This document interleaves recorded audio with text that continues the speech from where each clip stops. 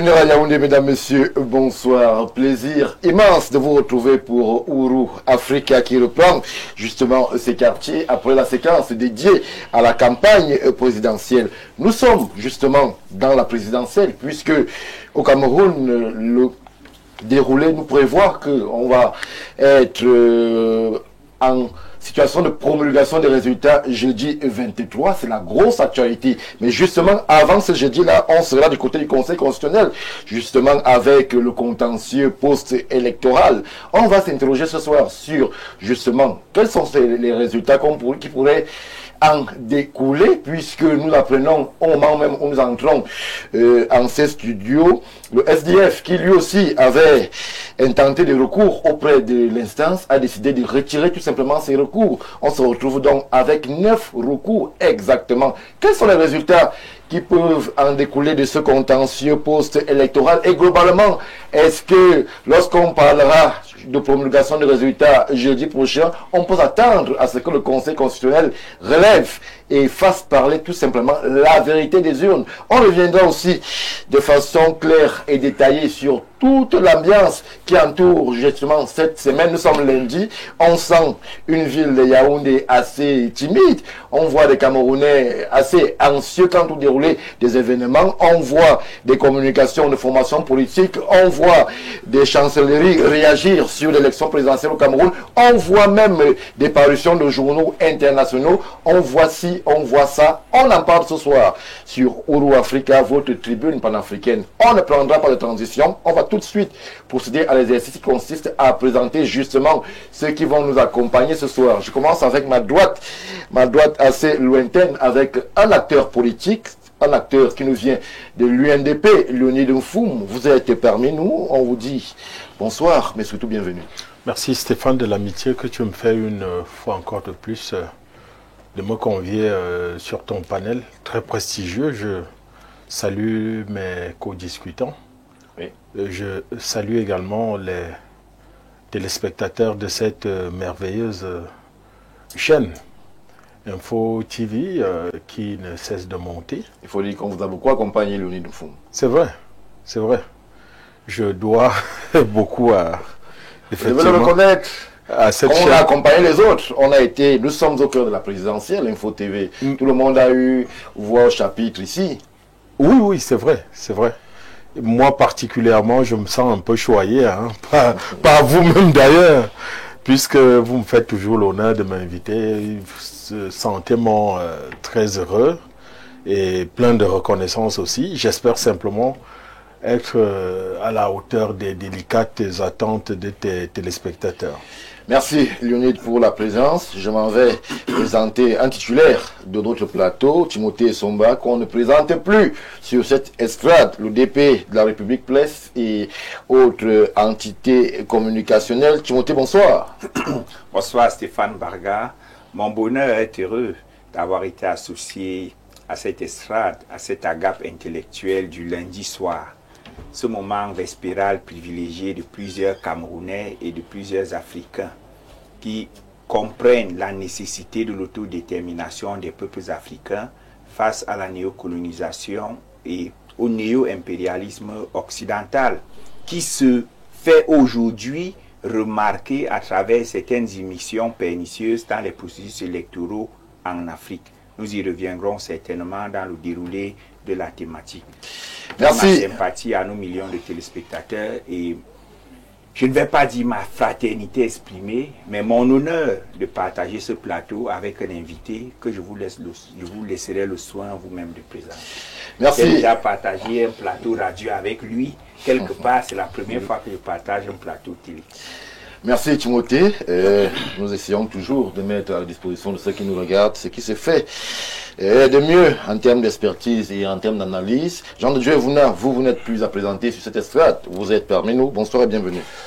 Bonsoir M. Mbarga, bonsoir à vos millions de téléspectateurs à travers le monde, mais bonsoir aux panélistes. Nous sommes toujours là en tant que société civile dans nos missions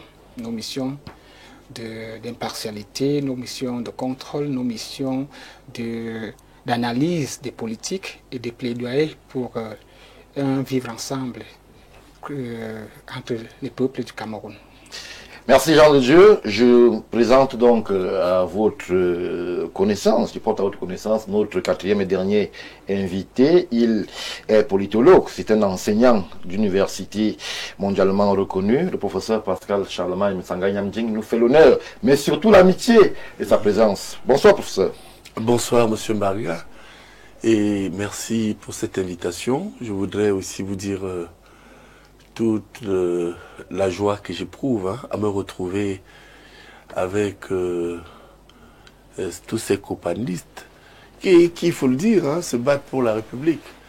Vous savez, c'est pas facile de se tenir sur un plateau, venir défendre des idées, à l'effet d'éduquer. Vraiment, c'est de tout cœur que je suis là. Et je voudrais aussi dire aux populations du septentrion à la Kejam, Sano, Bikwenfu, Agarwa, Hamarwa, Akuseri, Hangaondere, Mi Ofni Godofu, Handerdo. Et puis aux populations de la Leke Mukonmina, dans l'Ofundi, le frère Sawa, pour leur dire que nous sommes d'abord là pour éviter un chaos à la République. On en est là à évoquer le chaos. Oui, il faut l'éviter parce qu'il y a les partisans du chaos. Et ce n'est pas seulement ceux qui sont identifiés, mais ceux qui incitent les uns et les autres à se retrouver dans un contexte comme le nôtre dans la rue. Alors il faut dire que venir sur un plateau en ces temps qui courent, comme je l'ai fait à pareille heure... C'est beaucoup de courage. Oui, c'est beaucoup de courage.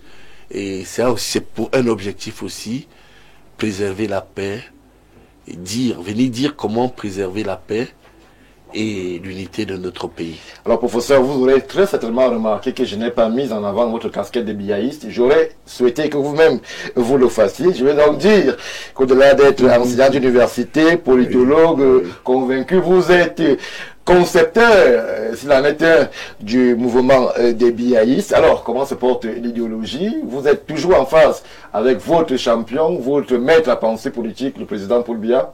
Oui, vous savez qu'aujourd'hui, lorsque vous observez le landerneum politique camerounais, il y a beaucoup d'improvisation. Pascal Boniface a écrit un ouvrage qui secoue un peu les centres académiques. Il parle des intellectuels faussaires. En réalité, à un moment donné de l'histoire du monde et de l'Afrique, c'est aussi bien pour le DP et quelques-uns de comprendre que est-ce qu'on peut être un intellectuel et être ensuite un militant? Oui. Mais sauf que l'intellectuel militant ne se fourvoie pas. Oui. Il garde toute la rigueur de l'intellectuel, la masse critique, il continue à l'entretenir, mais peut opérer les choix idéologiques. Oui. Vous avez vu, par exemple, dans le monde, il y a les journaux de gauche, les journaux de droite, les intellectuels de gauche, les intellectuels de droite. Même lorsque vous allez voir une personnalité comme ça, que j'ai un peu côtoyé, très jeune en France, vous verrez que c'est un intellectuel de gauche. Et ce sont les intellectuels qui construisent le champ politique. Lorsqu'on vous dit, par exemple, on vous parle du marxisme, Karl Marx, c'était un intellectuel, c'est une perception philosophique de la vie. Et le biaïsme, donc je vais chuter là-dessus, je n'ai ni inventé le lumumbisme, ni inventé le mitterrandisme, le chiracisme, ou encore le diopisme.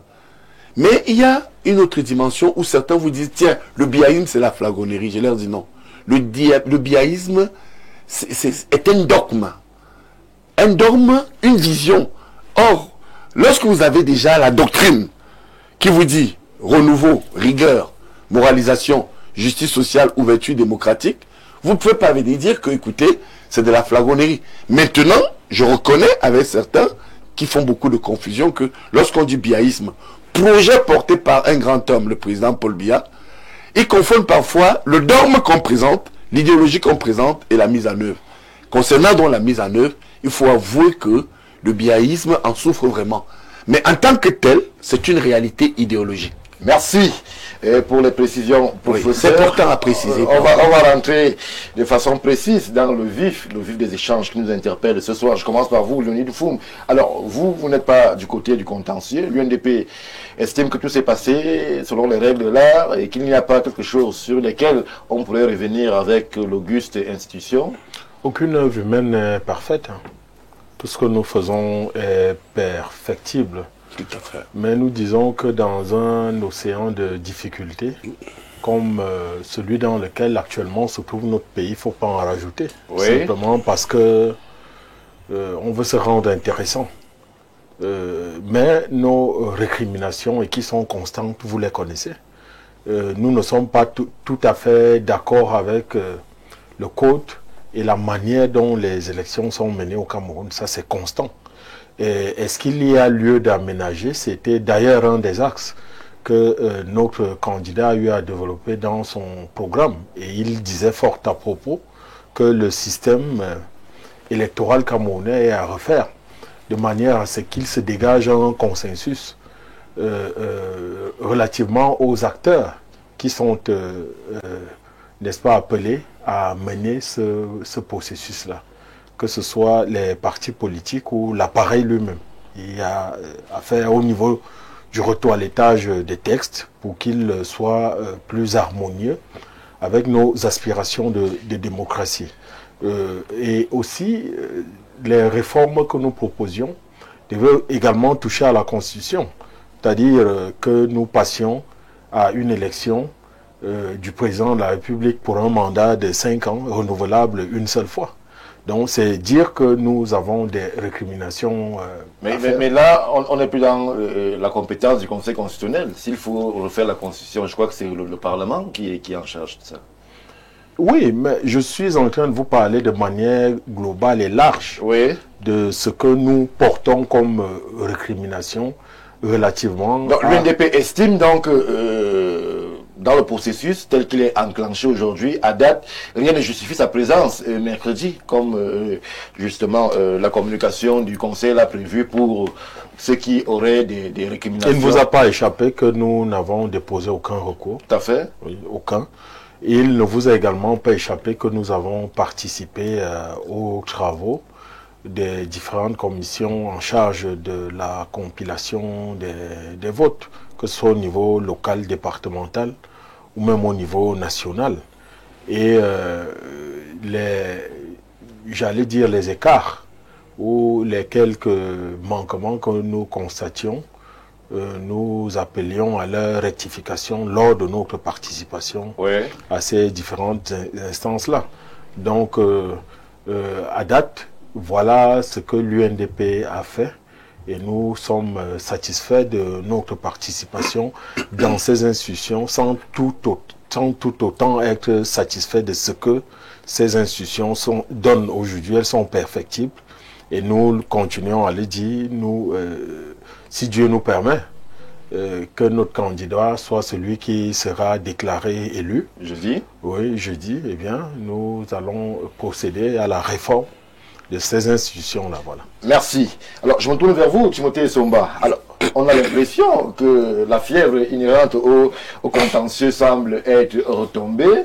En 2018, on était quasiment à une vingtaine de recours. Cette fois-ci, pour ce qui reste, puisque le PCRN et le SDF sont désistés, on en est à 9 qui peuvent être identifiables à une seule formation, le RDPC, qui certainement sera présent de ce côté-là. Qu'est-ce qui a changé? Pourquoi on a l'impression que, justement, les partis, les formations politiques qui ont tendance à mettre en avant un ensemble de récriminations, code électoral, les CAM, ne vont pas là où on doit s'exprimer? Il y a même certaines formations qui ont refusé de venir au contentieux.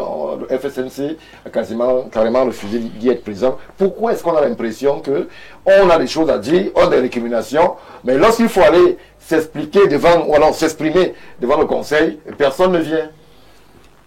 Stéphane Barga, la question que vous posez interpelle plusieurs volets. Il y a le volet politique, il y a le volet juridique. Il peut même y avoir le volet contextuel. Oui. Je vais essayer d'agréger tout ça dans mon analyse. Du point de vue contextuel et peut-être politicien, j'observe que ce défaut de recours et les regrets subséquents connotent de la volonté de désavouer les institutions.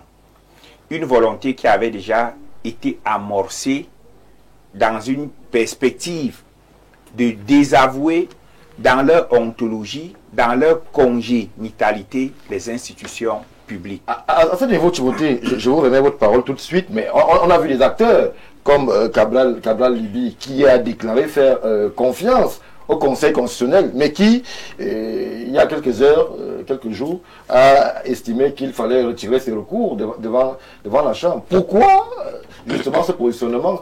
Faire confiance à une institution, mais lorsqu'il faut donc aller devant cette institution, on retire ses recours. Ok.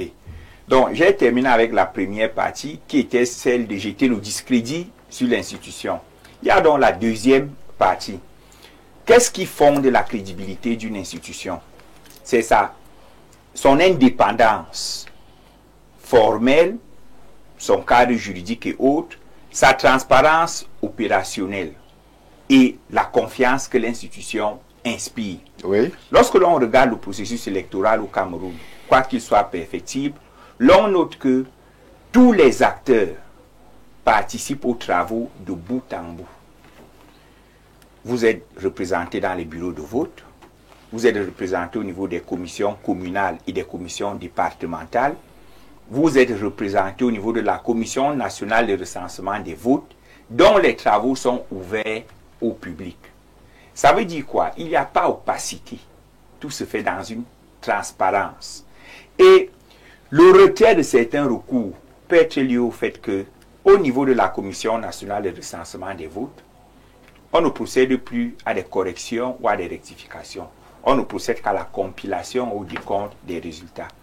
Ça veut dire que techniquement, à l'heure qu'il est, celui qui a véritablement gagné l'élection est déjà connu au moins par les 12 partis politiques ayant participé au processus. Vous êtes certain de ce que vous dites, M. Somba? Oui. Il y a une prudence langagière, mais les faits sont tels que, à l'issue des commissions... Ça veut dire qu'il y a au moins 8 vainqueurs, puisque chacun déclare avoir recueilli la faveur des Camerounais. Non, personne ne va s'engouffrer dans l'optique de capitulat. Ce serait émousser les attentes des militants. Mais tout le monde sait que le Conseil constitutionnel ne va procéder qu'à la solennisation des résultats, oui, qui sont à l'heure actuelle adossés sur un document qui est devenu très star dans ce processus électoral qu'on appelle le procès verbal. Tout à fait. Donc, à l'heure qu'il est, les 12 partis politiques en lice connaissent déjà le vainqueur de l'élection. Donc, il faut lire l'absence de recours sous ces deux prismes. Le prisme de la désaffection des institutions et les CAM et le Conseil constitutionnel, ou alors le prisme du réalisme pragmatique qui voudrait qu'on accepte qu'on n'a pas gagné l'élection et on se dit que d'aller jouer les intéressants, et là je vais me servir des propos de mon frère Léonie tout à l'heure, que d'aller jouer les intéressants au Conseil constitutionnel au risque de nous soumettre à un nouveau concours, après le fameux concours de 2018 d'un candidat, je n'ai pas besoin de mettre les épithètes dessus, vaut mieux se rétracter et se proposer à construire la paix. Vous voyez le foisonnement des appels à la paix. Alors au Conseil, on construit la guerre? Non. Lorsque vous allez au Conseil, que vous savez que vous n'avez pas les moyens. Parce que dans le processus juridictionnel, une chose est d'alléguer, une autre est de prouver. Oui. On aura certainement le temps d'épiloguer sur un candidat qui s'est auto-exclu du processus institutionnel je vais même embrayer directement, et qui nous démontre qu'on était dans une fumisterie. Pourquoi? Il s'auto-proclame vainqueur, mais quelques jours après, il lance des SOSOPV. Après, il développe une théorie des 18 départements clés, alors qu'on n'a pas les swing divisions dans notre processus électoral. La fameuse théorie des 18 départements clés se noie dans une seule hypothèse, le taux de participation. Pour que la théorie des 18 départements clés ait prégnance, il faudrait que le taux de participation soit le même sur l'étendue du territoire. Mais à partir du moment où le taux de participation ne saurait être le même sur tout l'étendue du territoire, vos 18 départements font comme neige sous le soleil. Merci Timothée Somba, je reviens vers vous.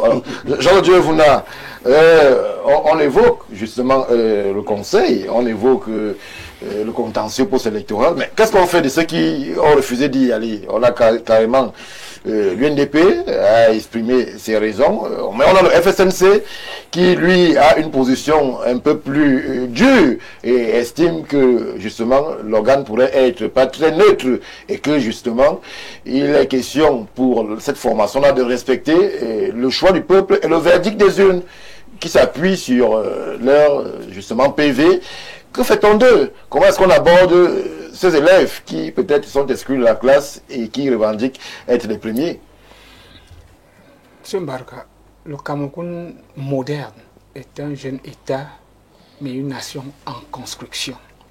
Parce que lorsque nous parlons du Cameroun, on a l'impression qu'on parle d'un Cameroun millénaire. Non, nous ne sommes pas un État millénaire, nous ne sommes même pas encore une nation. Nous sommes en construction. Donc, nos institutions évoluent dans le sens de cette nation qui se construit. Et au regard de ce qui se passe actuellement, je crois que le code électoral prévoit à l'article 132, si je ne m'abuse pas, la non-saisine du Conseil constitutionnel, qui est juridiquement un engagement politique à l'acceptation des résultats. Oui. C'est important ce que vous dites. Oui, ça veut dire que le FSNC, par exemple, estime que, au-delà de la non-saisine, il réfute la posture du Conseil constitutionnel et sa neutralité. Non, ce n'est même plus une constatation, c'est le boycott. Et nous savons là où le boycott a amené un parti. Nous savons là où le boycott. Donc le FSNC n'est pas dans la contestation, il est dans le boycott. Et ceux qui ont boycotté en 2020, nous savons là où ils se trouvent. Et c'est vers là que le FNNC se dirige. D'ailleurs, il a tendu la main à ceux-là et ils lui ont prêté main forte. Donc, ils sont dans une logique de boycott. Mais nous parlons ici des institutions. Moi, je reste dans le cadre des institutions, du respect des institutions. Oui. Donc, ceux qui n'ont pas saisi le Conseil constitutionnel accepte implicitement le résultat. C'est de ça qu'il est question. C'est-à-dire, comme l'UNDP n'a pas saisi, ils disent que jeudi, vendredi ou samedi, c'est pas quoi, dimanche, jeudi, ils accepteront ce qui sera dit au Conseil constitutionnel. C'est ce que ça veut dire. Même le FNNC, c'est ce qu'il dit. Non, c'est pas ce qu'il dit. Non, c'est ce qu'il dit. C'est pas ce qu'il dit. Écoutez, c'est ce qu'il dit. Non, écoutez, il faut qu'on pas ce qu'il dit. Nous sommes dans une logique de pédagogie, monsieur Mbarga. Oui. Ce qui est dans les réseaux sociaux n'est pas constitutionnellement valable. Mais il y a les positions des formations politiques. Non, les positions, c'est lesquelles? C'est que hier, il a dit que les gens ne communiquent plus en son nom. Donc, il veut dire qu'il attend. Lorsqu'on convoque déjà la République dans son discours, ça veut dire qu'on ne peut pas parler de République sans parler des institutions, sans impliquer les institutions. Il ne faut pas distraire les gens avec des lanceurs d'alerte qui disent des choses qui... Nous parlons ici dans des règles de l'art, c'est-à-dire ce que les institutions respectent, ce que disent les textes et autres. Mais il faut avouer que s'ils ne veulent pas, comme il n'y a plus personne pour communiquer à leur place, moi je dis ce qu'ils veulent dire. Ils veulent dire qu'ils attendent jeudi ce que le Conseil constitutionnel va déclarer et c'est acceptable. Il en est de même pour l'UNDP. du PCRN, du SDF, ceux qui se sont tenus donc pas, contrairement à ce que disait M. Timothée, ce n'est pas un désaveu des institutions, c'est une acceptation de la force des institutions, de dire que nous sommes convaincus que ce qui sera dit est légitime et légal. Donc moi je crois que il faut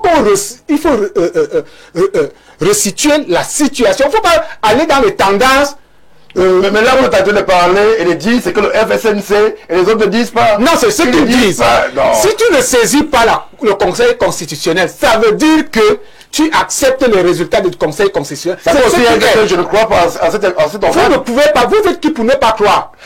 Pourtant, c'est cette institution qui vous l'a validé. Vous êtes allé, c'est cette institution qui a fait de vous candidat. Comment pouvez-vous être capable de dire que je ne suis pas d'accord avec ce que l'arbitre, alors que c'est l'arbitre qui vous a permis d'entrer au stade? Mais c'est une incongruité. Il faut dire aux Camerounais que ne pas saisir le Conseil constitutionnel veut dire qu'on accepte ce que le Conseil constitutionnel va dire. Merci. C'est de ça qu'il est question. Merci, il ne faut pas dire autre chose qui se lie. C'est-à-dire il faut ramener le peuple à comprendre que ces institutions sont certes à revoir, comme le disait mon frère, mais que nous sommes en pleine construction de la nation et nous sommes en pleine évolution. Et il faut donc respecter ces institutions-là. Merci. Lurine Foum, je vous donne 30 secondes avant que le professeur ne prenne la parole. L'UNDP se reconnaît dans ce que l'acteur de la société civile dit, ne pas saisir le Conseil constitutionnel. Ça veut dire qu'on reconnaît de façon implicite et même de façon explicite le verdict qui sera proclamé jeudi. Pas l'UNDP, mais vous allez aussi vous satisfaire de ce que je suis un analyste. Oui. Bon, je remarque un climat de tension relativement aux différents acteurs qui se sont livrés au jeu politique dans le cadre de cette élection. Et je ne peux pas dire que tous ces acteurs sont sur la même longueur d'onde. Oui. Je vous ai particulièrement... Moi, j'interroge avec vous la position officielle de l'UNDP. Je vous l'ai donnée. Oui. Mais je dis maintenant... Est-ce que vous reconnaissez de façon implicite que justement, en ne saisissant pas, c'est que vous validez le verdict de jeudi?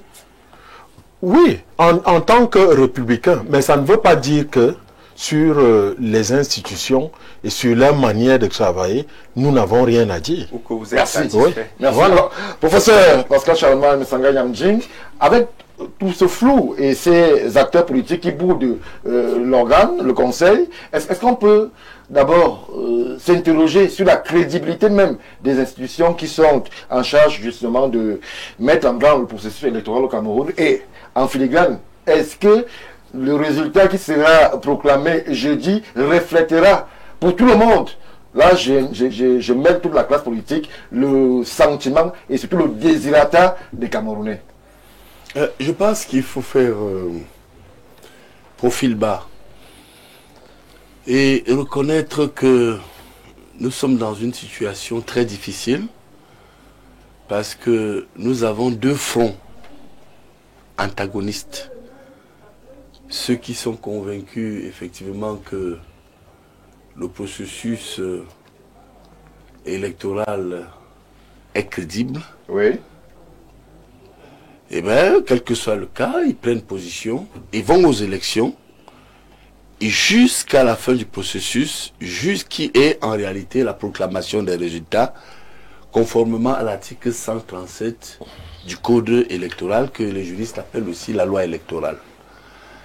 Mais vous avez un deuxième type d'acteur qui dit on y va parce que conformément à l'article 2 de la Constitution, on peut même parler de l'article 2 alinéa 1, le peuple est souverain, alinéa 2 de ceux qui nous regardent à la télé, vous pouvez regarder cette Constitution camerounaise, vous verrez que l'article 2 reconnaît au peuple sa pleine souveraineté à travers le vote. Oui.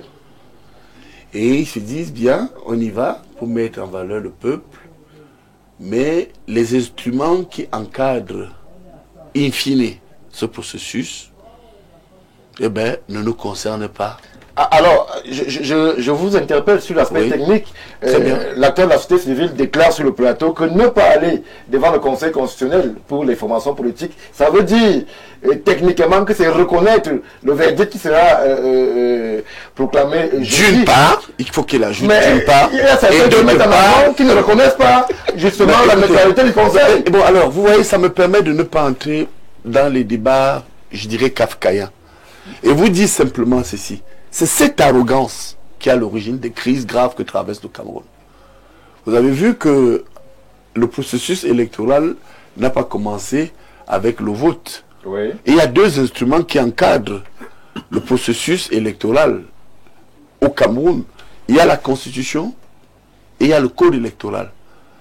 Alors la Constitution vous qualifie et vous amène, vous pouvez lire l'article 3 de cette constitution, parce que moi je suis techniquement là pour illustrer aussi, et c'est bien comme ça aussi sur un débat.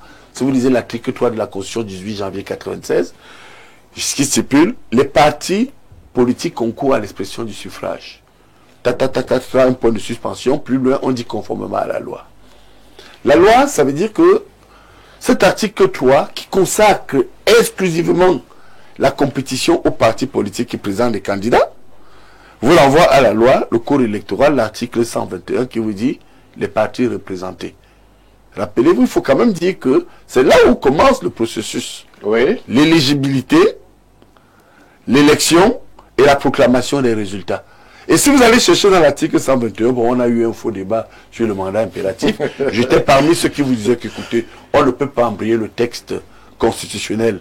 Mais on a vu certains de vos collègues, d'éminents professeurs qui, eux, pensaient exactement le contraire. Bon, c'est exactement ce qui continue à se faire en amphi. Quand moi j'entre en amphi, je suis professeur titulaire de droit public et des sciences politiques. Bon, certains vous disent qu'ils n'aiment pas trop entendre parler de ça. Mais c'est ce que nous sommes aussi. Quand je donne un devoir ou un texte, un commentaire de texte à un de mes étudiants, parfois ils sont 300 dans la salle, je vous assure, le commentaire juridique vous apporte 300 approches. Allez même dans le prétoire. Donc vous allez voir une question d'approche, c'est pas une question de respect de la norme. Non, c'est une question qui repose sur deux choses. Ce dont nous sommes en train de dire. Il y a le sacro-saint principe de la légalité. Que dit le texte, le code? Que dit la loi? Que dit la constitution? Hein? Et puis, vous avez le sacro-saint principe de la légitimité. Oui. C'est-à-dire que la loi elle-même peut inciter à des insolences. Je vous prends un cas très simple dans ce processus. Vous avez des gens qui vous disent, alors bon, dans les faits, parce que vos questions sont très pernicieuses et pertinentes en même temps. Oui, elles sont pertinentes. Bon, vous verrez que quand vous lisez le texte électoral camerounais, la première chose qui vous frappe, c'est son interprétation. Alors moi, je suis, comme tout le monde, en droit d'abord de dire à l'électeur que comment tu peux défendre ton vote, vous pouvez défendre votre vote conformément à la loi électorale. La vérité est que le vote commence, d'ailleurs quelqu'un l'a dit ici, à la commission locale de vote. Oui. En réalité, c'est là où la dimension, le sacro-saint principe de légitimité s'arrête. Parce que, ce que beaucoup oublient, la technostructure n'est pas seulement le procès verbal qui fait foi, comme on le dit dans le code électoral. La réalité aussi est encadrée de manière fonctionnaliste par l'article 113 qui stipule que les résultats peuvent immédiatement être rendus publics, code électoral. Et les confusions règnent même parce que ceux qui nous écoutent, prenez un dictionnaire, vous allez voir que rendre public... Oui, il y a ce débat qui... Non, est un synonyme de proclamation. Écoutez, c'est là où nous, universitaires, il y a de mauvais universitaires, il y a de bons universitaires. Aujourd'hui, quand vous faites un cours magistral, même en ligne, ou si vous êtes un plateau de télévision, vous êtes sérieux et rigoureux, ceux qui vous suivent peuvent regarder dans Google les dictionnaires. Quand je dis sur votre plateau que rendre public et proclamer, ce sont des synonymes, ben vous verrez que la confusion vient de cela parce que l'article 2 qui fait du peuple souverain garantit la réalité du vote, garantit la réalité du vote, oui, par le sacro-saint principe de la légalité, article 137. Seul le Conseil constitutionnel proclame les résultats officiels, mais en même temps, vous avez à côté des gens qui viennent vous dire que même si votre vote est volé, Oui. parce qu'il y a aujourd'hui, moi j'ai vu par exemple, tout le monde peut témoigner de ce que, quand on allait, les uns et les autres allaient dans les bureaux de vote, on voyait des journalistes qui filmaient. C'est-à-dire qu'il y a des bureaux de vote, on vous dit au fond du doigt là, Yabassi, les journalistes filmaient. Donc ça veut dire que le résultat, dans son objectivité, c'est-à-dire au-delà de sa dimension fonctionnaliste, article 113, est là. Mais sauf que, quand vous vous rendez compte, ensuite, commission locale de vote, commission communale, lui, il a directement dit départementale. Moi, je suis un ancien, un vieux routier de ces champs politiques. J'ai beaucoup surveillé les votes pour le chef de l'État à l'époque. Ensuite, commission départementale, commission nationale de recensement, conseil constitutionnel. Ce n'est que de l'écriture juridique. Et quand les gens se rendent sérieusement compte que leur vote est édulcoré, sorti de la commission locale de vote, eh bien, ils peuvent vous dire, bon, nous on continue à faire confiance au conseil constitutionnel. Cette fois-ci, On peut, écoutez, oui, écoutez. Vous savez, si nous voulons sauver notre pays, je vous dis, il faut prendre de l'eau bénie et verser sur la tête de certains Camerounais. merci. Parce qu'ils ont légitimé l'arrogance, Oui. la violence, le mensonge.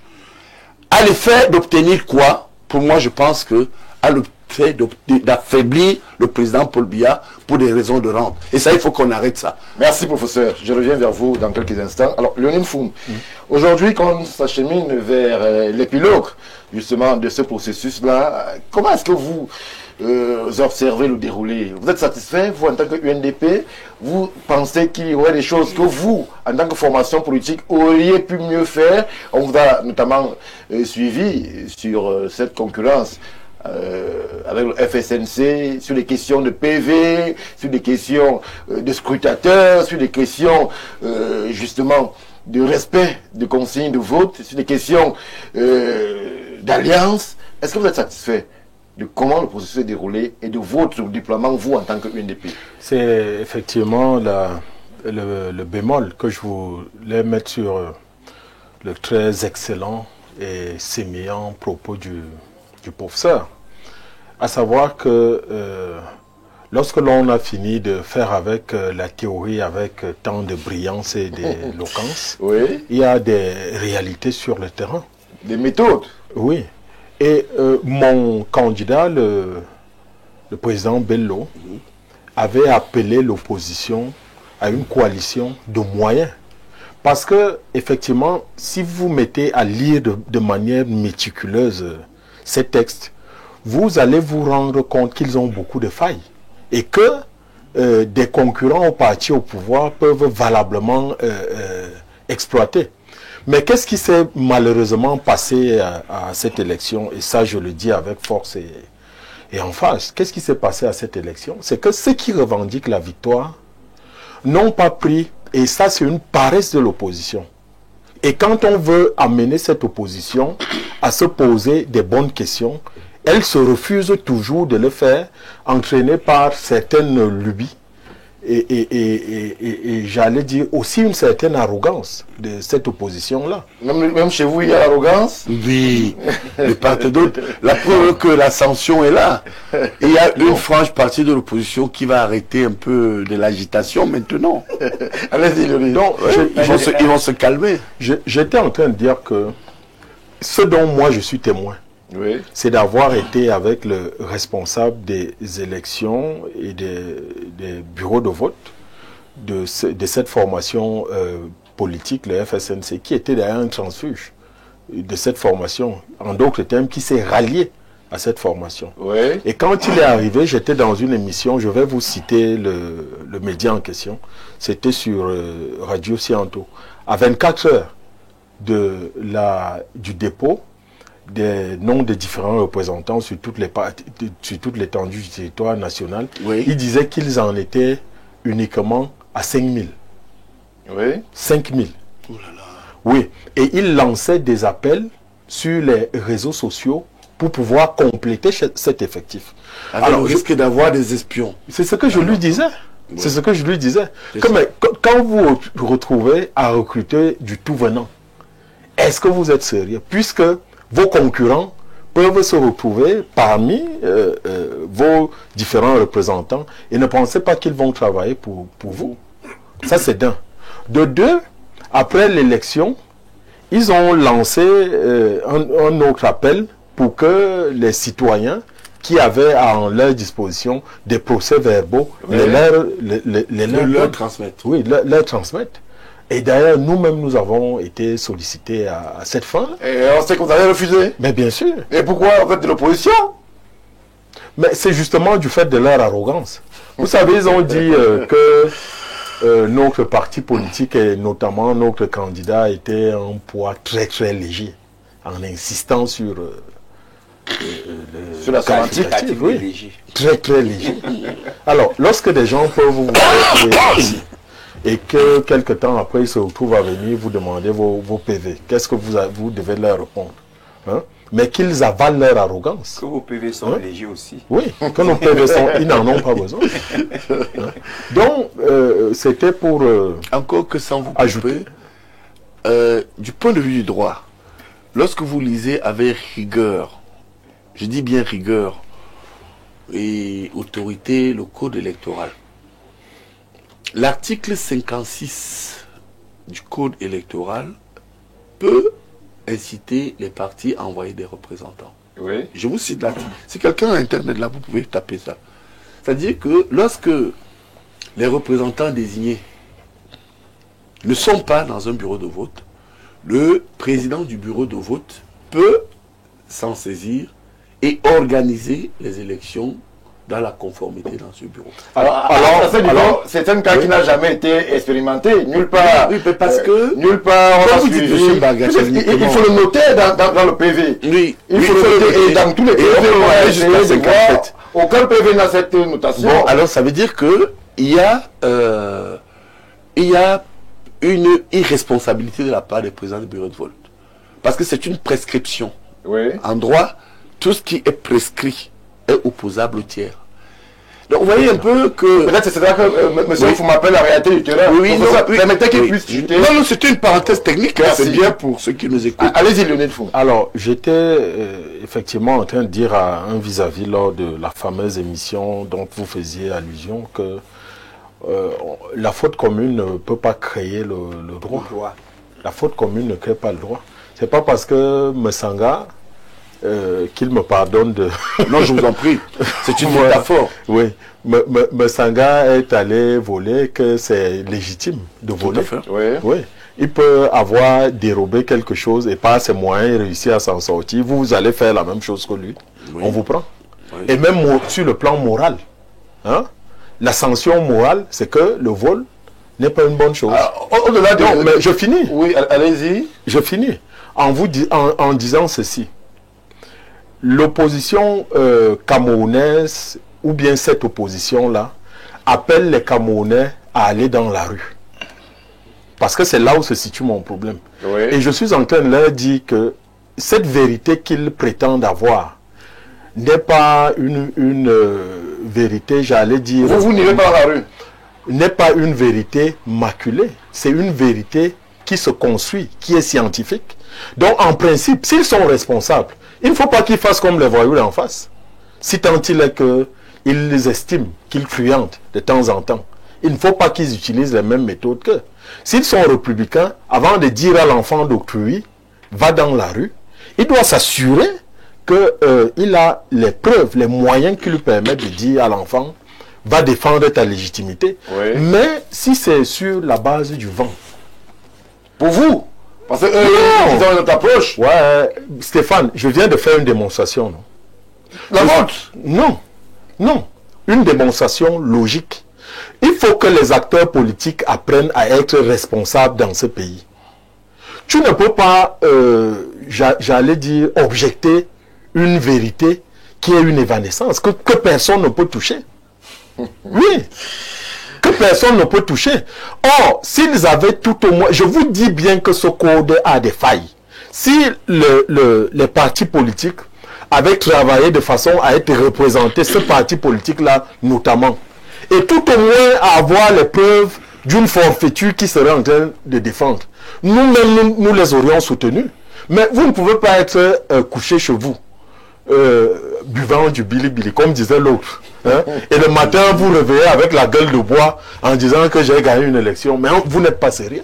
Merci. Vous n'êtes pas sérieux. Merci, Léonine Foum. Je donne la parole très rapidement à Jean de Dieu Evouna, qui tient absolument à réagir. Oui, moi je disais, le professeur a évoqué la souveraineté du peuple, parlant de l'article 2 de la Constitution. Tout à fait. Je crois que ce peuple donne cette souveraineté, délègue cette souveraineté aux institutions. Je ne sais donc pas comment est-ce que le peuple pourrait défendre son vote si ce n'est pas les institutions. Et je crois que c'est là la légitimité et la légalité de la souveraineté du peuple. Je ne crois pas que ce soit parce qu'on aurait ou on estime que notre vote a été volé et que la Constitution à l'article 2 nous demande, nous autorise à défendre notre vote, qu'on se lèverait. Je ne sais pas. Peut-être c'est Comment peux-tu démontrer que ton vote a été volé? C'est ça mon problème. Justement, c'est ça mon problème. J'interviens là. Tu n'es pas dans le bureau de vote. On a vu les PV qui ont été brandis ici et là. On fabrique ça sur Internet. Nous nous sommes donc retrouvés avec des PV qui ont des logos des partis politiques. Vous croyez que dans une république, dans une nation en construction, on peut entendre défendre le vote par cette forfaiture? Non. Il est question ici de rappeler aux uns aux autres que la défense du vote du peuple qui est souverain, qui a donné son pouvoir souverain aux institutions par l'Assemblée nationale et qui vote ces lois-là, doit le défendre au travers de ces mêmes institutions et non se lever et juger que dans tel bureau de vote, on aurait filmé un tableau, les journalistes ont filmé, tel organe filmé. Non, c'est la pareil. Nous devons revenir à une seule chose, une pensée pour la construction d'une nation paisible et qui respecte ses institutions. Merci. On fait réagir une ou deux personnes. Bonsoir à vous, professeur. Je viens de vous avant. Bonsoir à vous, chers participants. Très content de suivre un débat très posé avec des faits bien huilés. Nous demandons juste à tous les Camerounais d'être sereins et d'accepter le verdict final proclamé par le Conseil constitutionnel. Merci à vous, François-Xavier Noir, pour la réaction. Bonsoir. Alors, vous n'allez pas appeler, sinon ça ne va pas être possible. Question à M. Léonine Foum. Est-ce que la légitimité se défend dans la rue? Je lui ai posé la question, malheureusement, je n'ai pas eu de réponse. Non, je peux répondre à cette question. Hein. Bonsoir, c'est Aboubakar de Marois. Les recours devant le Conseil constitutionnel se font sur la base des résultats provisoires publiés, soit dans chaque bureau de vote ou par l'ECAM au niveau local. Et comme aucun résultat n'est publié, le recours sera basé sur quoi? Selon l'article 113 du Code électoral. Tout à fait, il a raison. Il a raison. Timothée Somba, ceux qui n'ont pas... Oui, prof, en une minute. Je voudrais, pour ceux qui nous suivent, parce qu'il a eu une très mauvaise interprétation de la souveraineté publique. Alors je lui donne peut-être mon temps de parole que vous m'avez accordé. Lisez-nous l'article 2 de la Constitution, alinéa 1 et 2. Ça va un peu recadrer certains. Article 2 de la loi du 18 janvier 1996 portant révision de la Constitution du 2 juin 1972. Oui. Alinéa 1. Très bien. La souveraineté nationale appartient au peuple camerounais, qui l'exerce soit par l'intermédiaire du président de la République Très bien. et des membres du Parlement, soit par voie de référendum. Aucune fraction du peuple, ni aucun individu ne peut s'en attribuer l'exercice. Très bien. Les autorités chargées de diriger l'État tiennent leur pouvoir du peuple par voie d'élection au suffrage universel direct ou indirect, sauf disposition contraire de la présente Constitution. Très bien. Alinéa 3. Non, l'alinéa 2 suffit. Ouais. Relisez l'alinéa 2. Les autorités... Alinéa 2. Non, alinéa 2. Les autorités chargées de diriger l'État tiennent leur pouvoir du peuple par voie d'élection au Stop, ça suffit.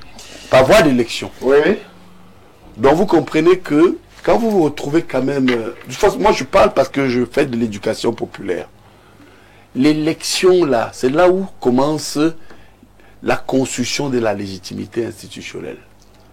Ça veut dire que lorsque vous faussez l'élection à partir d'une tricherie dont est victime le président Biya, Belobouba Magari, ou encore l'un des 11 de 12 candidats, vous devenez quelqu'un de dangereux.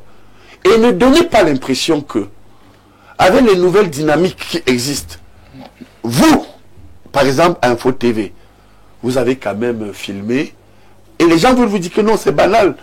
Quand on vous dit dans l'article 113, qui est mal interprété par certains vous disent même que l'article 113 signifie publication de résultats, c'est pas bureau de vote. Non! Je le dis, prenez encore vos dictionnaires, ou vous la tapez Google, vous mettez rendre public. Parmi les synonymes, vous allez voir proclamation.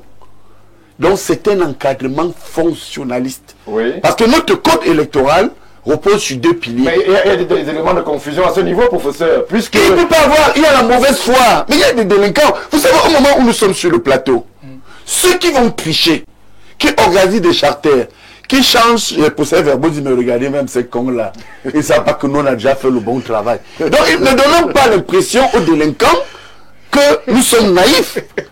Il faut qu'ils sachent que nous savons que ce qu'ils ont fait, ça a été filmé à Mondiovision. Et je vais même aller plus loin. Savez-vous, monsieur Maria, que dans des pays beaucoup plus rigoureux, les magistrats peuvent se saisir de la fraude électorale comme motif d'infraction et de condamnation? Écoutez, arrêtez un peu. Je sais que nous sommes dans un cadre où les uns et les autres sont dans une esthète autosatisfaction, où mécaniquement, comme des perroquets, ils récitent ce qu'on leur dit. L'article 137 proclame, oui, les résultats officiels. Mais ce n'est qu'une lecture. Mais à partir du moment où le vote est faussé, à la base, écoutez, le peuple souverain peut prendre ses responsabilités. Merci. C'est le texte, c'est le texte. Merci. Attendez, je chute en apportant un élément technique. Mais alors, est-ce que c'est ce que nous souhaitons? Non. Justement, moi, si nous continuons avec l'arrogance, vous mettez dans prendre ses responsabilités. Voilà, nous allons... Non. Comment est-ce que le peuple souverain prend ses responsabilités? C'est-à-dire, sujet à interprétation, professeur. L'article 2 là, doit être relu. L'alinéa 1 est clair, professeur. oui, c'est l'institution. Une frange de ce peuple. C'est clair. Oui. Vous parlez donc de quel peuple? L'article... on dit l'expression à travers le vote, s'il vous plaît. Ne devenez pas tous des entraîneurs de football, des juristes. Excusez-moi. Non, je ne suis pas. Je vous interprète avec autorité ce que cela dit. Je ne dis pas non. Merci, Jean-Claude. On va dire au professeur que nous ne sommes pas aussi là pour le décor. Non, je suis... Si vous voulez, je peux... Le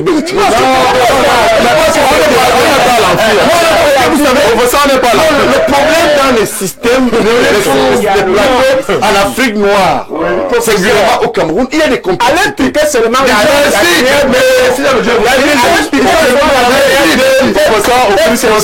fait fausser l'interprétation. Vous le dites, moi je suis là l'analyse. Vous avez la parole. Moi je voulais sortir des carcans juridiques qui peuvent justement nous perdre pour revenir sur des aspects plus pratiques. Lionel Foum justement s'interrogeait sur les postures et le jeu des acteurs au sein même de l'opposition. Et là on est en train d'aller vers jeudi, on se rend compte que est-ce que comme en 92, comme en 2018, en 2025, ça sera encore un acte manqué de l'opposition qui ne sera pas parvenu à s'accorder sur l'essentiel, comme la répartition des scrutateurs, comme M. Foum évoquait sur le plateau. Justement, c'est l'erreur qu'il ne faut pas commettre, parce que tout est dans le juridique. Lorsque monsieur, je n'aime pas indexer les co-panélistes, lorsque une partie de l'opposition a évoqué l'expression coalition de moyens, en fait, elle s'était déjà fourvoyée. Coalition de moyens n'existe pas. Pourquoi? Dès que vous dites que vous allez faire la coalition de moyens et que vous allez prêter vos PV à l'autre, ça veut dire que vous n'allez plus assister aux commissions. Est-ce que c'est ce qu'ils se sont dit? C'est comme ça que ça a été réparti? Non, je suis en train de présenter la difficulté d'avoir une coalition de moyens. Parce que coalition de moyens, avec un document qu'on ne peut photocopier, qu'on ne peut falsifier, qu'on ne peut dupliquer.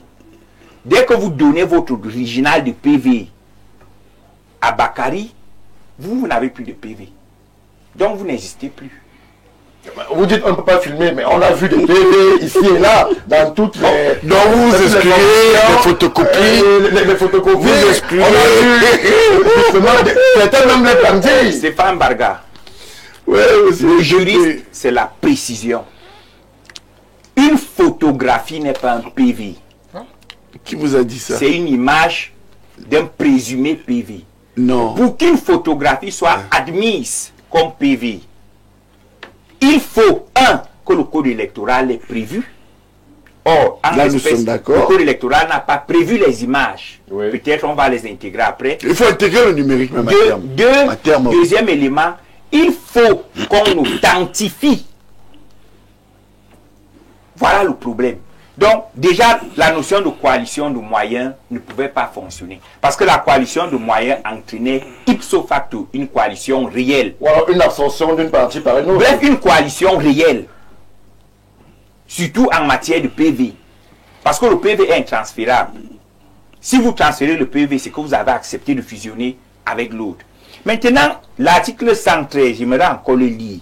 Oui. Pour être Lisez ça. d'accord avec Très le bien. professeur. Bravo. Il y a Bravo. quelque chose de très subtil. Lisez ça. Immédiatement après le dépouillement, le résultat acquis dans chaque bureau de vote est rendu public. C'est-à-dire, Ça veut il dire... est rendu public ou il est promulgué. Bon, J'y viens. Non, suivez, C'est suivez. là où je viens. c'est clair la Non, confusion.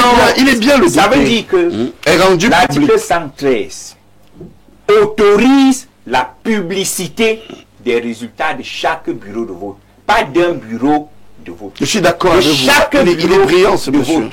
À partir de cet instant, il n'y a plus de bémol. Sauf qu'il y a un problème au niveau de la synonymie que le prof a établi. C'est Oui, quoi? c'est fait. La notion de proclamation est liée au statut du proclamateur. Vous pouvez rendre public les résultats. Vos résultats. Les résultats des bureaux de vote, Non, pas je- vos résultats. Non, il faut. On peut dire vos, puisque, Non. pour le cas échéant, les résultats parfois se contredisent. Les PV se Non, contredisent. ça ne peut pas se contredire. Ça se contredit. On a vu, professeur. C'est public. Quand on fundit, le FSN Quand ça se contredit, c'est le IADPC blandit, c'est PV. Non, Qui c'est pas- sont en c'est pas- contradiction. c'est pas une bagarre. Bagarre, soyez C'est sérieux. même là où je suis en train d'aller. Quand ça se Allez-y. contrarie, c'est qu'il y a eu tricherie. Pour que, C'est qu'il y a eu pour qu'on tricherie. parle, Arrêtez un pour qu'on peu. proclame les résultats public. des bureaux de vote, Oui. il faudrait C'est que public. tous les représentants des bureaux de vote signent. Et c'est public. Deuxième élément, il a évoqué tout à l'heure l'article 56, Oui. qui oblige les présidents des bureaux de vote Très bien. à recruter parmi les électeurs ceux qui savent lire et Écrire. pour remplacer les représentants des partis politiques qui sont absents. Ça fait, oui. Sauf qu'on aura peut-être l'occasion de parler des manquements. Cela ne s'est jamais vu nulle part. C'est juste- Dans aucun procès verbal, on a vu, parce que la loi impose qu'il faut le préciser dans le PV. C'est Il là n'y a où- pas eu de scrutateur, Mais de c'est- telle ou c'est- telle formation c'est- politique, et que le Et on a président, remplacé. en son âme et conscience, a choisi de remplacer. Stéphane Il faut Barga. le préciser. Non, il est Le pertinent. code ce qu'il dit. électoral a plusieurs articles. Oui. C'est pour ça qu'on a besoin d'experts. Et c'est là que moi j'aimerais féliciter les camps pour la transparence. Parce qu'on a des résultats dans les bureaux de vote où certains partis politiques n'avaient aucun représentant, mais ils ont été vainqueurs. Ça veut dire qu'il y a eu une omission non coupable de l'application de l'article 56. On peut même dire les articles 56 et 57. et 57 qui sont là pour la transparence. Tout à fait. Maintenant, Jelinek définissait la souveraineté comme étant le pouvoir illimité. À partir du moment où on admet que la souveraineté est le pouvoir illimité du peuple, on peut même dire que la Constitution qui limite l'exercice de la souveraineté et au président de la République, au Parlement, a enfoncé une porte ouverte. Bravo. Seulement, il y a un Bravo. souci. C'est que pour que le peuple puisse jouir de la plénitude de sa souveraineté, il faut que le Non, et par conséquent, du choix de ces dirigeants. soit, il faut que le peuple soit unanime. Oui. Et c'est tout le sens de l'alinéa 2 de l'article 2, qui dit qu'aucune frange de la population, l'article 1, alinéa 2, alinéa 1, Oui, aucune frange de la population ne peut s'en là, approprier. Voilà. Oui. Le souci donc qu'on a aujourd'hui, Oui. dans la logique antagoniste explicitée par le prof, c'est qu'on a deux peuples à part en ce moment. Voilà. Il y a le peuple de la victoire autoproclamée. Qui est une franche. Et on a le peuple Non négligeable. Non négligeable, nous ne disons pas que le peuple qu'il faut de la négliger. victoire en attente. Oui. Mais en attente avec un message subliminal de victoire. On n'a qu'à voir la sérénité des gens du RDPCO. Maintenant, c'est vous qui le dites, Timothée Somba. maintenant Moi, je je peux préfère peut-être sortir. le grand peuple. peut-être Oh, sortir. s'il vous plaît, il va chuter avant que monsieur... Le souci au nous niveau prenne de la la guerre des PV tient justement à l'authenticité. Le souci est inhérent à la fraude. J'y viens. Ça, c'est le droit. Le souci tient maintenant À partir du moment où il y a deux perceptions, c'est que un a menti. à l'authenticité. Oui. Le FSNC, en s'auto-excluant du cadre institutionnel, Voilà. a délégitimé ces PV. Pourquoi? Dans la contestation, l'arbitre, c'est le juge constitutionnel. C'est lui qui a les outils pour savoir, en cas de contradiction de PV, lequel est bon et lequel... Non, ça vous coupez. Regardez, Professeur, non, c'est clair, c'est bon. Ne regardez pas votre débat. Non. Si vous voulez, je parle pas. Non. Mais soyez aussi un journaliste impératif qui veut que le débat. Non, je l'accompagne. Non, il a rejeté. Non, écoutez, il m'a permis 30 secondes. Oui, 30 secondes. Faites attention. La parole. À partir du moment où il y a vice de présentation et d'application de l'article 56, vous voyez bien, il est très brillant. Moi, je l'aime beaucoup bien. Vraiment, je vous dis, je suis séduit par ses Merci, approches. Flo. Vous allez vous rendre compte que le juge constitutionnel ne dispose pas des instruments de vérification.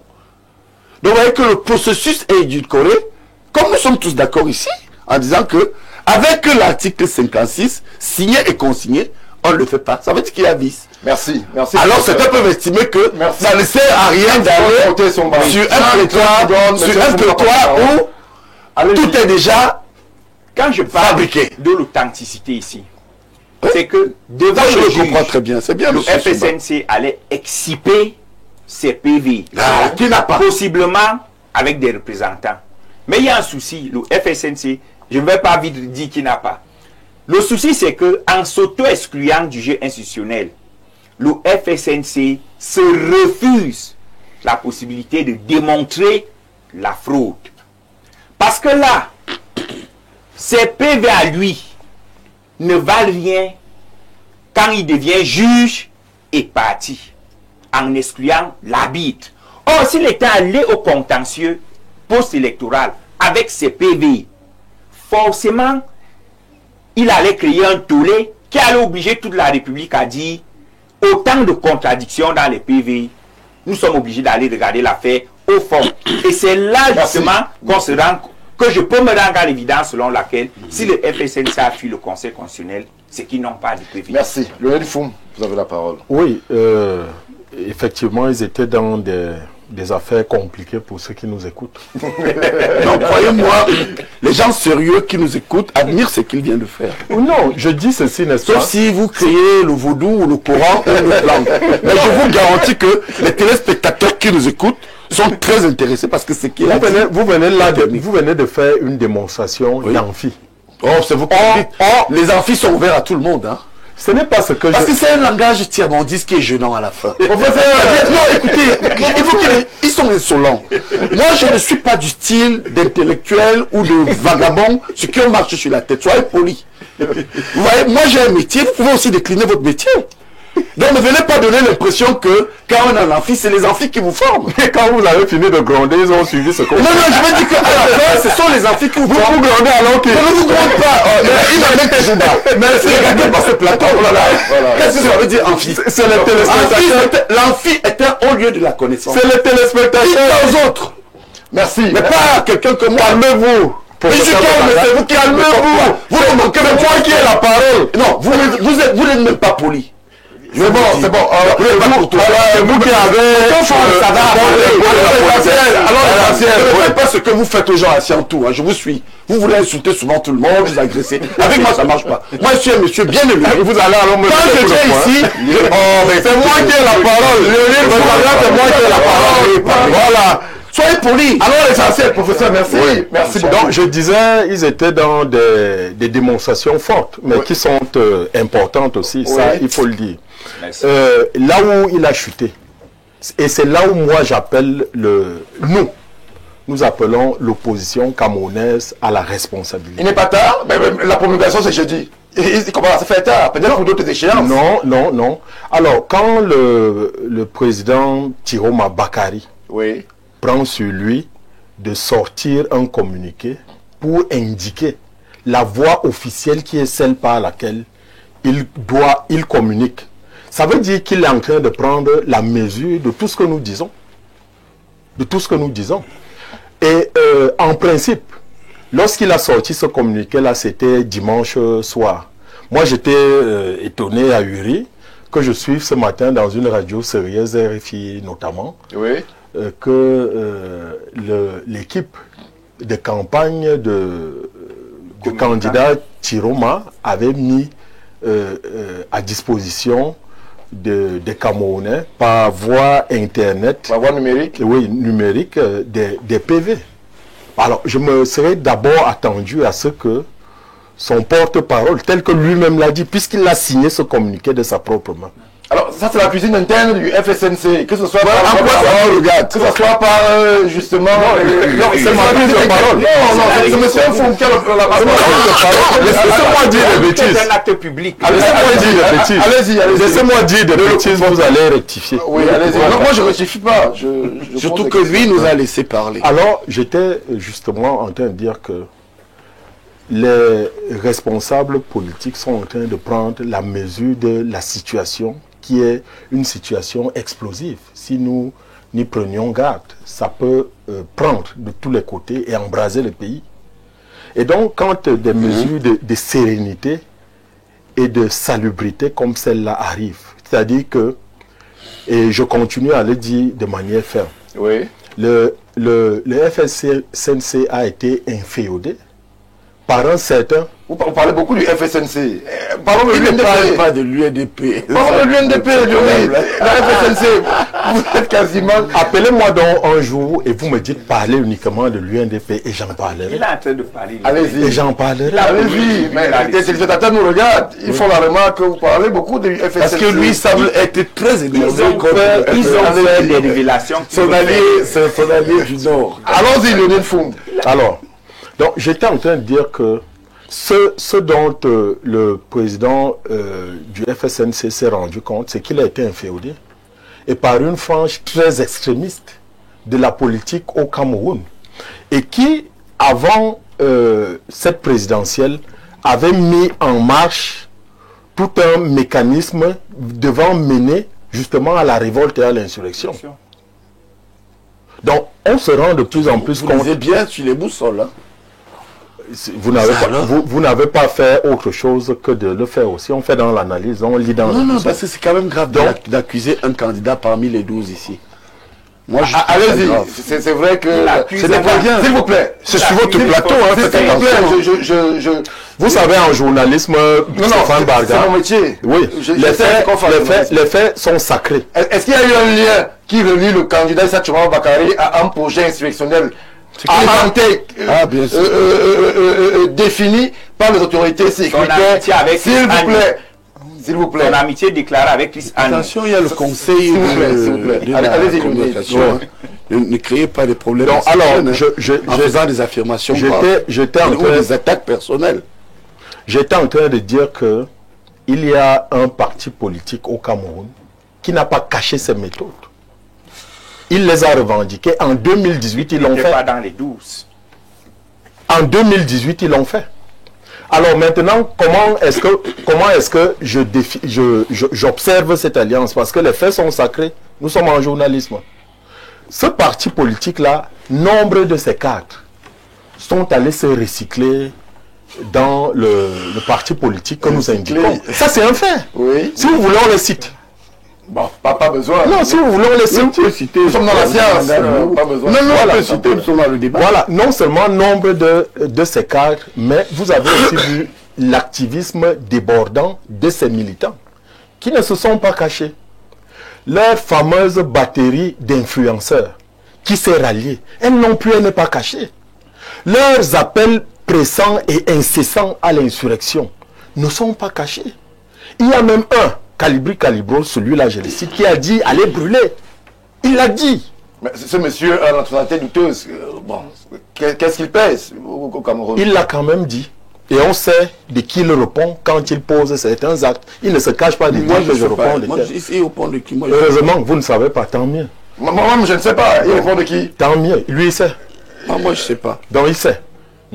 Mais nous avons tous vu ces images-là circuler dans les réseaux sociaux.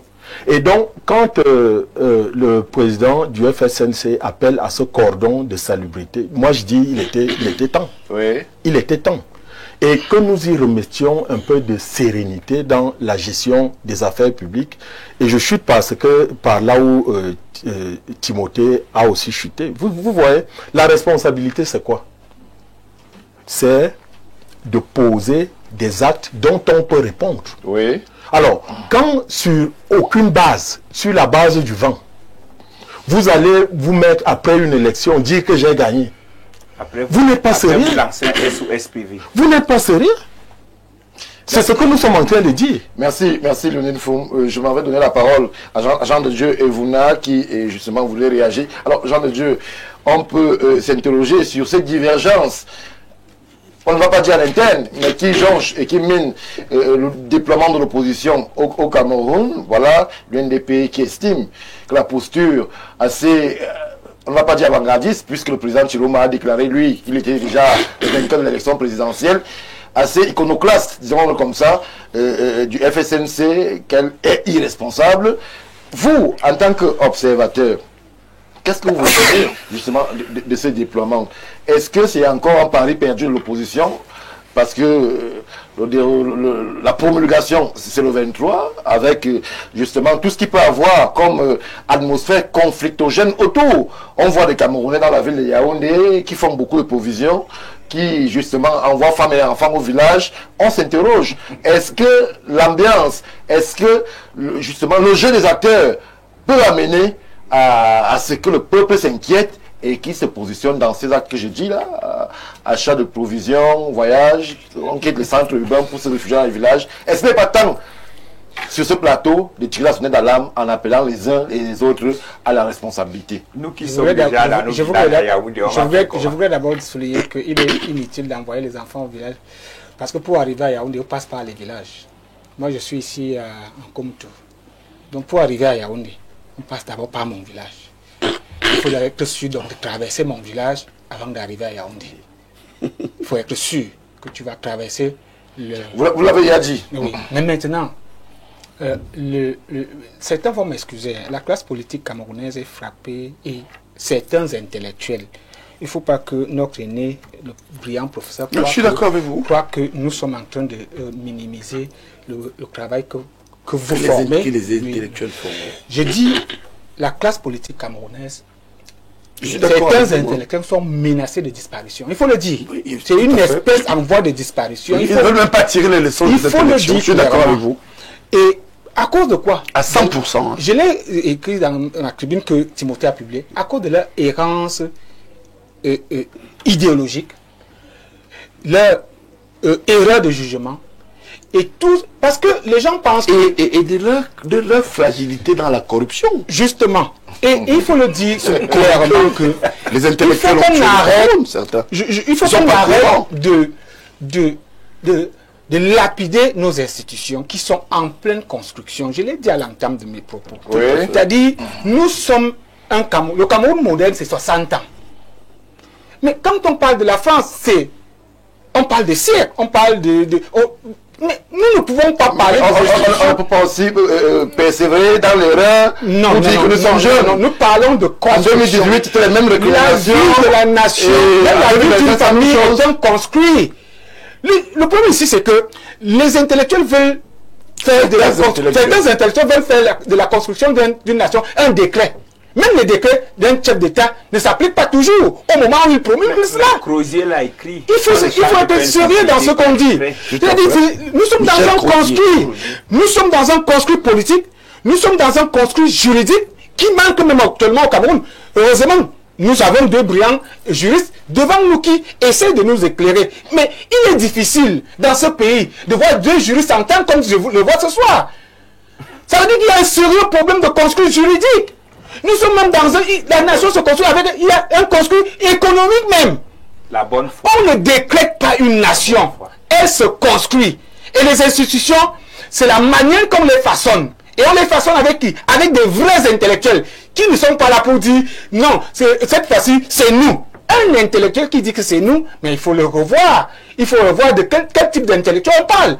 C'est de ça que nous disons, c'est de ça qu'on parle. Il est clair que il faut donner force à nos institutions malgré leur fragilité. Oui. Il faut donner force à nos institutions malgré leur faille. Il faut donner force à nos institutions malgré leur erreur. C'est-à-dire que nous croyons qu'avec des brillants... Mais à ce niveau, Jean de Dieu Vouna, oui. On parle quand même du prochain président de la République du Cameroun pendant 7 ans. Est-ce qu'il faudrait ne pas aussi mettre des garde-fous, ne serait-ce que juridiques, dans le déploiement de ces institutions-là pour qu'il y ait moins de récriminations?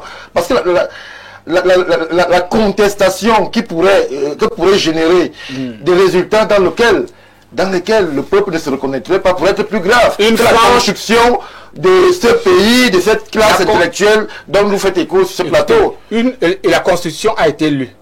Le peuple se reconnaît en ces institutions. Il y a une frange du peuple qui ne s'y reconnaît pas. Il faut le dire. Et je crois que, avec les explications qui nous ont été données, ceux qui sont au sommet de l'État, je m'adresse d'abord à eux, comprennent qu'il y a un sérieux problème. C'est-à-dire le peuple n'est plus celui de 1960. Que des gens veulent des réformes, et des réformes sérieuses. Des réformes qui ne vont pas pour le maintenir simplement, mais pour permettre au peuple de se sentir sentir sa souveraineté, comme on le dit ce soir. Il est question aussi de dire à l'opposition, à cette classe politique, que la politique, ce n'est pas la haine.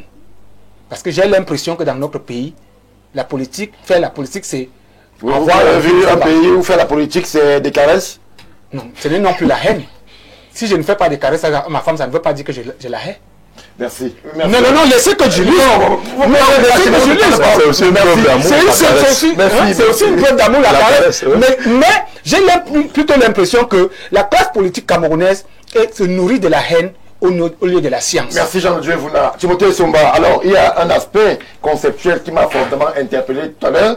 Dans votre déployé, on parle du peuple qui devrait prendre ses responsabilités. Alors, c'est un concept qui pourrait prêter à confusion. Qu'est-ce que le constituant camerounais a voulu mettre dans cette expression « prendre ses responsabilités en tant que peuple ». De quoi s'agit-il? Prenons le cas des deux entités que vous avez vous-même mises sur pied. Ceux d'en face qui commencent à estimer que leur victoire pourrait être volée, ceux d'ici qui estiment et qui sont sereins, selon vos propres termes, que justement ce sera eux les victorieux. Au soir du 23, lorsqu'il faudra dire, on leur demande au peuple souverain, profond, comme le dit Jean de Dieu, de prendre ses responsabilités, de quoi est-ce qu'on parlera d'en prendre ses responsabilités? Non, déjà la Constitution du Cameroun n'a pas dit que le peuple doit prendre ses responsabilités. Mais il faut comprendre une chose. Si on est d'accord que le peuple est souverain, souverain c'est celui à qui on ne pose pas de limites. Le souverain va là où il veut, quand il veut, comme il veut. J'espère qu'on est d'accord sur la notion de souverain. Souverain. Oui, donc la notion, quand il veut, où il veut, là on est encore dans le conflit juridique. Qu'est-ce que ça veut dire prendre ses responsabilités? À ceux qui nous regardent, et ils sont des millions, vous le savez, qu'est-ce que ça veut dire prendre ses responsabilités? Stéphane Barga, j'aimerais déjà d'abord dire au docteur Ivouna, merci. Mais il faut savoir que mon maître, professeur Magloire, doit estimer que le droit est comme les mathématiques. En droit, il est possible de dire 1 plus 1. Le prof a parlé tout à l'heure des intellectuels faussaires. Ils viennent lire la loi pour leur rentrer des situations au service d'une cause. Alors ils vont biaiser la lecture. Mais lorsque vous lisez la loi pour que tout le monde la comprenne, vous êtes à mesure d'éduquer les masses. L'article 56 que le prof a mis en exergue bat en brèche le mythe de la représentation dans les bureaux de vote. Parce que le législateur a prévu que lorsqu'on n'est pas représenté, on doit exister dans le bureau de vote.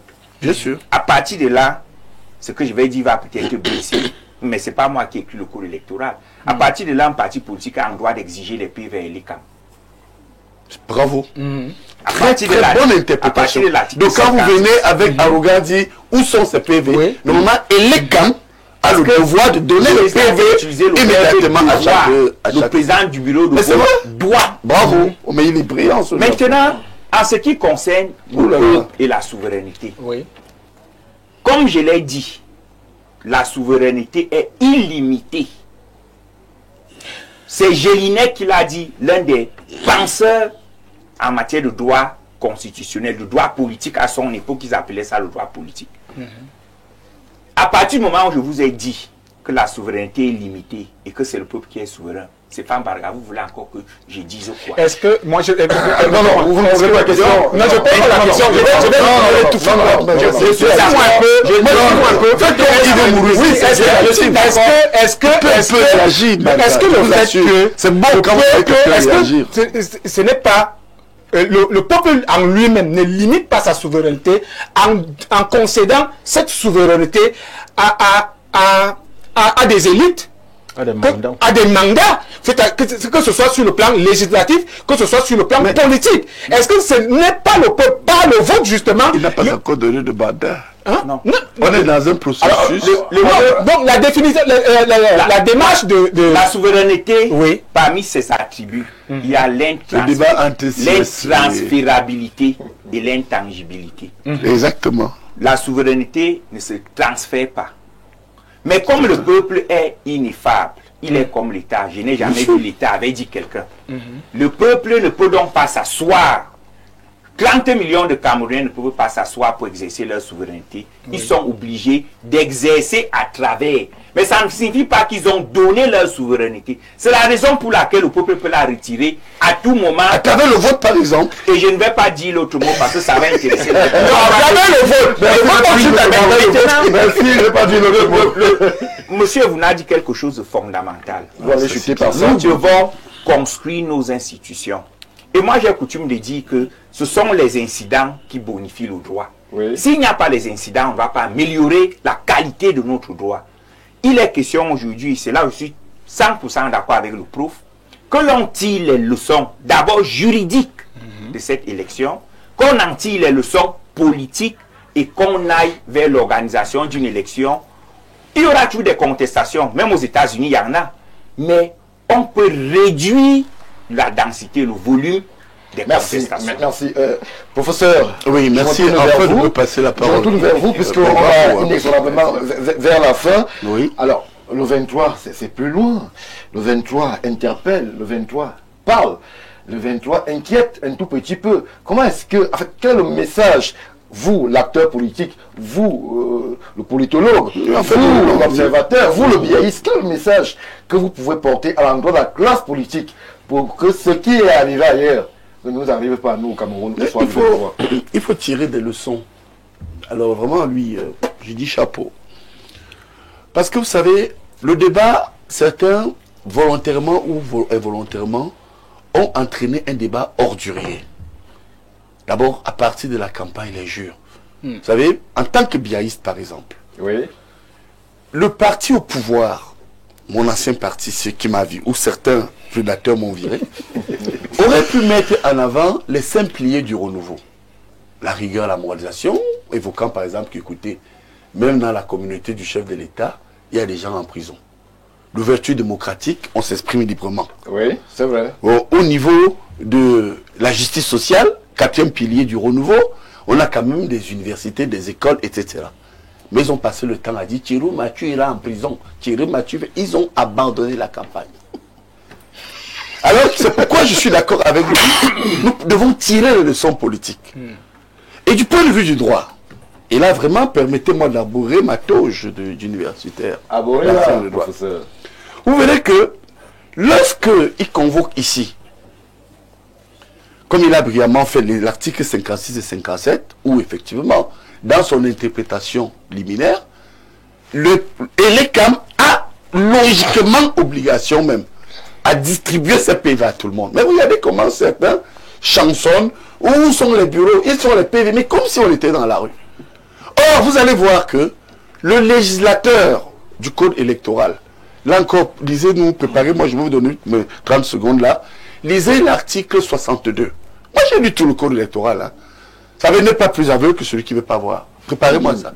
Vous allez voir que le législateur, en imposant l'article 113, en parlant d'immédiatement, savait que dans l'article 62, qui était une faille,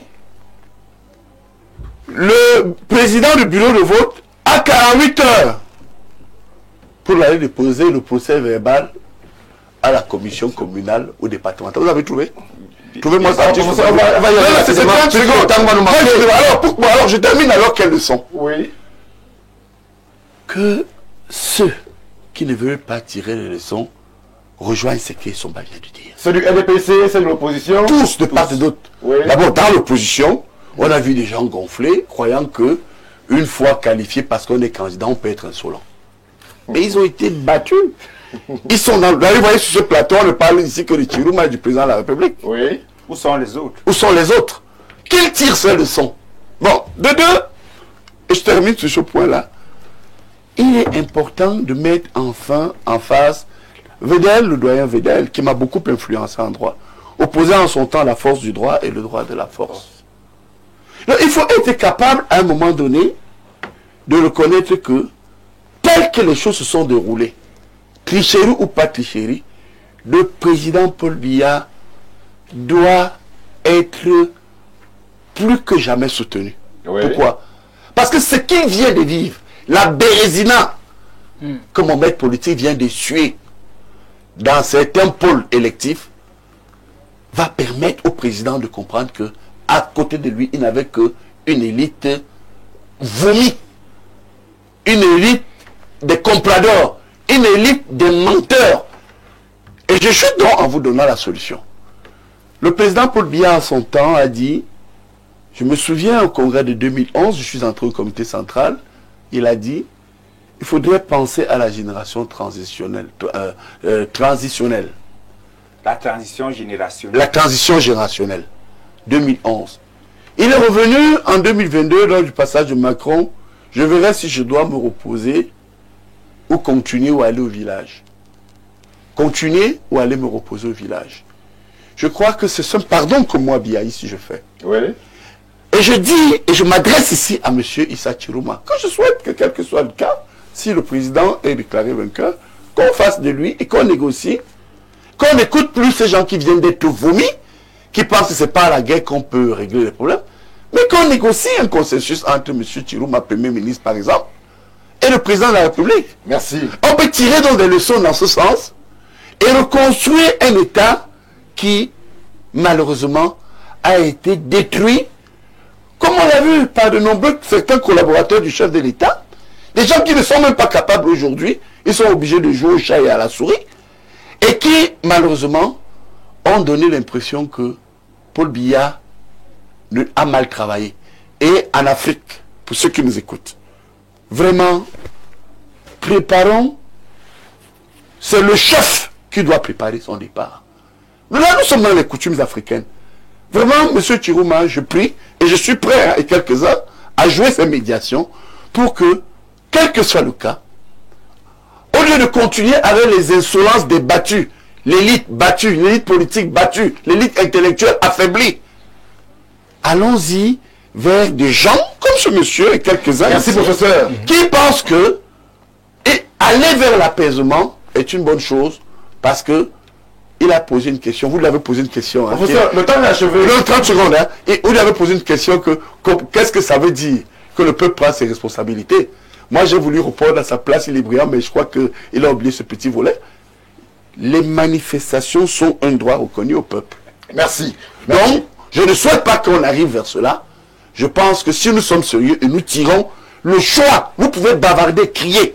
Le peuple vient de donner des majorités à deux personnes. Merci, professeur. Paul Biya et Chirouma. Maintenant, bavarder, insulter, faites tout ce que vous voulez. Mais nous autres biaïstes qui avons de l'affection pour le chef de l'État, nous pensons qu'il faut négocier pour qu'il n'y ait pas la paix et pour que M. Tchiruma et M. Biya marchent ensemble. Voilà mon point. Merci. Oui. En une minute, Oui, achever. ce que je voulais dire, c'est que ces propos sont lénifiants. Et j'ai envie de dire que pour encourager l'opposition à participer, à être là, Crouzier, dans son livre « L'acteur et le système », présente bien les interactions entre le système d'une part et ses différents acteurs.